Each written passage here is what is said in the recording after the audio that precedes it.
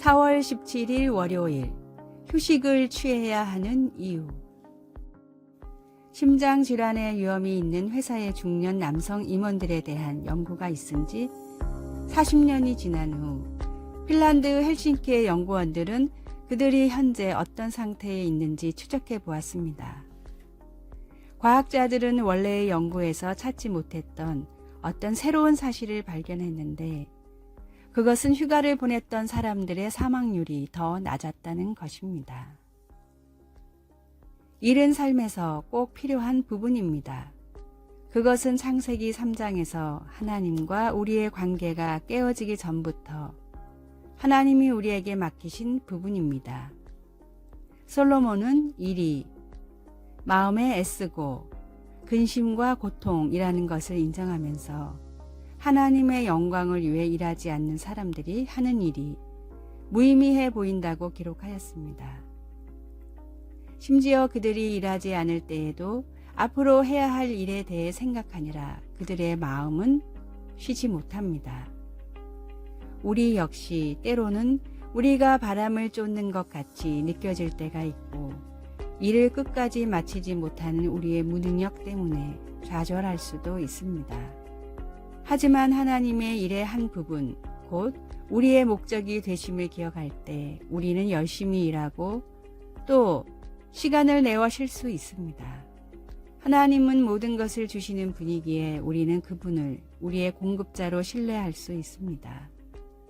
솔로몬도 그 사실을 인정하며 그분께서 주시지 않고서야 누가 먹을 수 있으며 누가 즐길 수 있겠는가 라고 했습니다. 이 사실을 우리 스스로에게 상기시킬 때 우리는 그분을 위해 부지런히 일할 수 있으며 또 쉬는 시간을 가질 수 있습니다.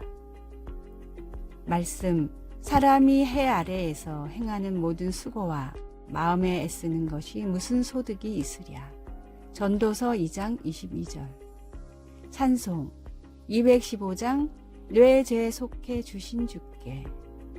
기도, 하나님은 제가 하는 모든 일에 의미와 목적을 주십니다.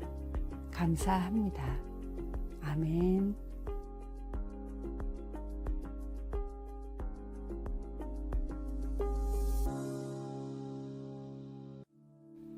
4월 18일 화요일, 달라도 같을 수 있다. 독일의 대문호 괴테와 실러는 모두가 인정하는 당대의 라이벌이자 친한 친구였습니다. 그러나 괴테와 실러를 따르는 추종자들은 상대방을 비방하며 누가 최고인지에 대해 뜨거운 논쟁을 펼쳤습니다. 괴테의 열렬한 패는 논쟁을 하다 분을 이기지 못해 괴테를 찾아가 다음과 같이 요구했습니다. 실러는 결코 당신을 이길 수 없습니다. 실러의 문학은 나보다 수준이 낮다라고 제발 한 말씀만 해 주십시오. 이 말을 들은 괴테가 대답했습니다. 누가 더 높다고 싸우지 말고 괴테와 실러라는 작가가 같은 시대에 있다는 사실에 감사하십시오.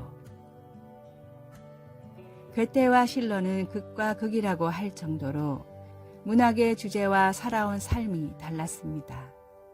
그러나 두 사람은 서로를 진심으로 인정했고 세간의 그 어떤 이간질에도 우정을 지켰습니다.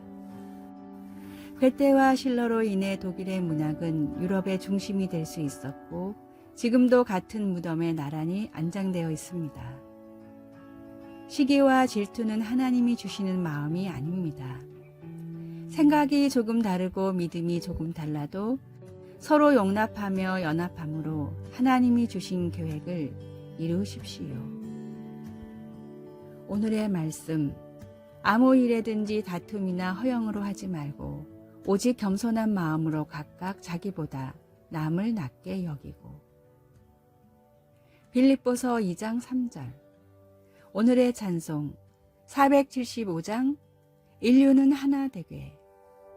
오늘의 만나, 남을 나보다 더 낮게 여기는 주님이 가르쳐 주신 마음을 갖게 하소서. 내가 좋아하는 사람을 높이기 위해 누군가를 비하하지 않도록 해야겠습니다.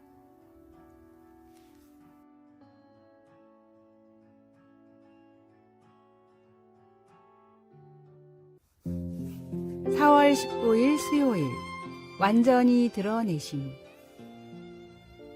영화 팬들은 메리 포핀스 리턴즈에서 주인공 역을 맡은 에밀리 블런트의 아름다운 목소리를 들었습니다. 그런데 놀랍게도 에밀리의 남편은 결혼 4년째가 되어서야 그녀의 노래 실력을 처음 알게 되었다고 합니다. 남편은 아내의 노래를 처음 듣고는 깜짝 놀라 도대체 내게 언제 말하려고 했지? 라고 생각했다고 한 인터뷰에서 털어놓았습니다. 우리는 종종 주변 사람들에게서 전에는 몰랐던 때론 아주 뜻밖의 모습을 발견하고 놀라곤 합니다. 마가복음 속의 제자들도 처음에는 예수님을 단편적으로만 알았고 주님이 누구신지 온전히 알려고 애썼습니다.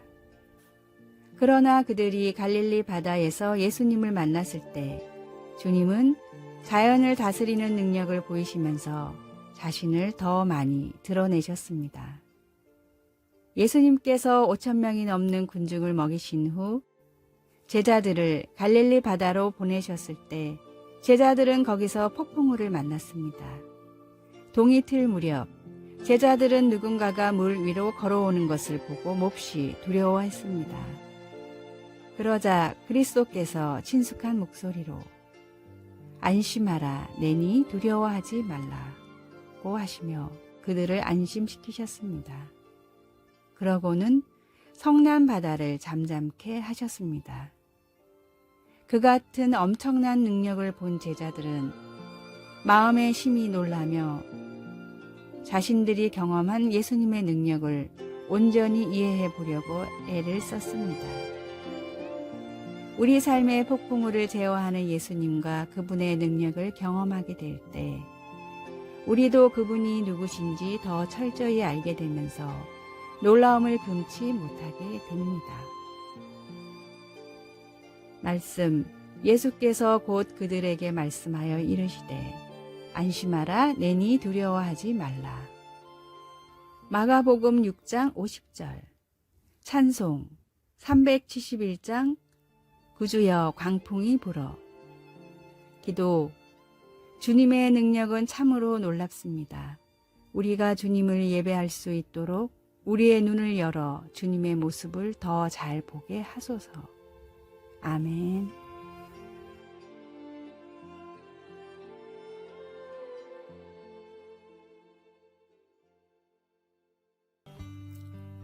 (4월 20일) 목요일. 버릴 것이 없는 삶. 필리핀 사람들은 코코넛 열매가 열리는 코코스 야자를 아낌없이 주는 나무라고 부릅니다. 열매인 코코넛에는 가장 중요한 물이 들어 있습니다. 코코넛 워터라고 불리는 이 물은 수분 외에도 충분한 전해질과 무기질이 들어 있어 영양학적으로도 뛰어납니다. 미용과 건강을 위해 물 대신 코코넛 워터만 먹는 사람이 있을 정도입니다. 필리핀 사람들도 코코스 야자만 있으면 근처에 우물이 없어도 목말라 죽을 일은 없다고 생각합니다. 물을 먹고 난 뒤 코코넛의 안쪽을 긁어보면 흰 과육이 있어 배를 채울 수 있고 남겨진 껍질을 짜내면 기름을 얻을 수 있습니다. 남겨진 찌꺼기는 말려 땔감으로 쓸 수 있고 가지는 잘 말려 얹기만 해도 훌륭한 지붕이 됩니다. 겨울이 없는 필리핀에서는 야자나무만 있어도 집을 짓고 물 걱정 없이 살아갈 수 있습니다. 정말로 뿌리부터 열매, 잎 하나까지 그냥 버리는 것이 없기에 필리핀에는 코코스 야자 같은 사람이 되라 라는 속담이 있습니다. 하나부터 열까지 도움이 되는 사람처럼 우리의 삶도 모든 순간이 하나님이 기뻐하시는 복음의 재료로 사용되면 좋겠습니다. 주님의 사랑 때문에 우리가 다른 이를 사랑할 수 있는 것처럼 우리에게 모든 것을 아낌없이 베풀어 주신 주님으로 인해 되도록 많은 것을 이웃과 나눌 수 있습니다. 모든 것이 주님의 은혜임을 고백할 때 이런 일이 가능해집니다. 주님이 주신 모든 것으로 주님을 예배하며 복음을 전하는 코코스 야자 같은 성도로 살아가십시오. 오늘의 말씀, 그의 신기한 능력으로 생명과 경건에 속한 모든 것을 우리에게 주셨으니 이는 자기의 영광과 덕으로서 우리를 부르신 자를 알므로 말미암음이라. 베드로후서 1장 3절. 오늘의 찬송 317장 내 주 예수 주신 은혜. 오늘의 만나, 제 삶의 모든 순간이 빠짐없이 하나님을 기쁘시게 하게 하소서. 주님이 주신 모든 것으로 주님을 예배하며 복음을 전합시다.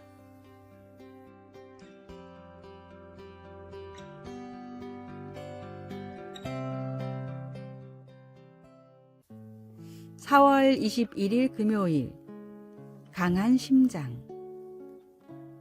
폴 브랜드 박사는 필립 얀시와 함께 쓴 나를 창조하신 하나님의 손길이란 책에서 다음과 같이 말했습니다.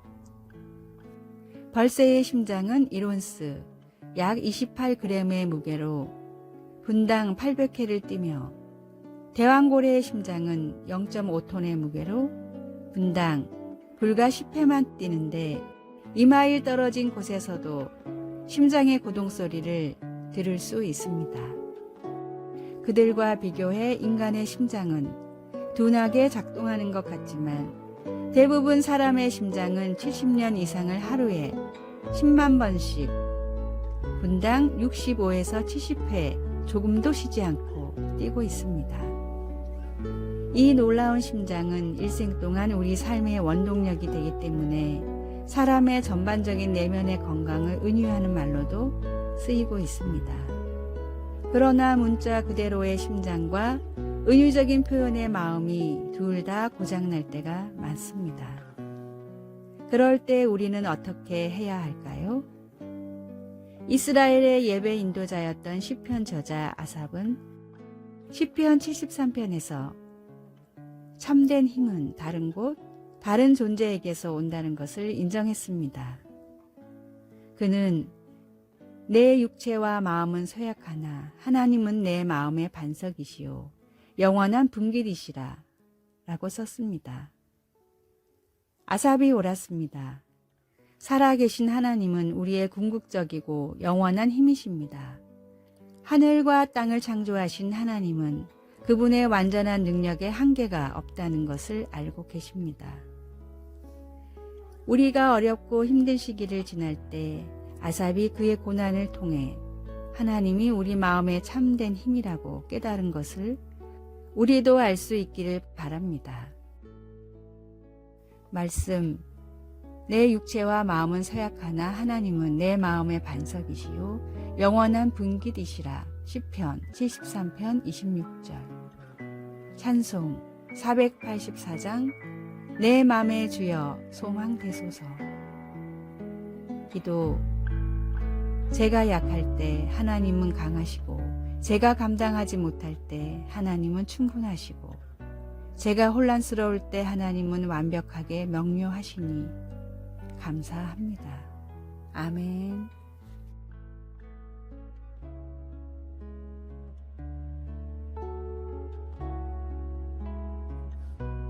아래의 빨간색 글자 구독을 누르시어 더 많은 전도의 열매를 맺으시기를 기도합니다.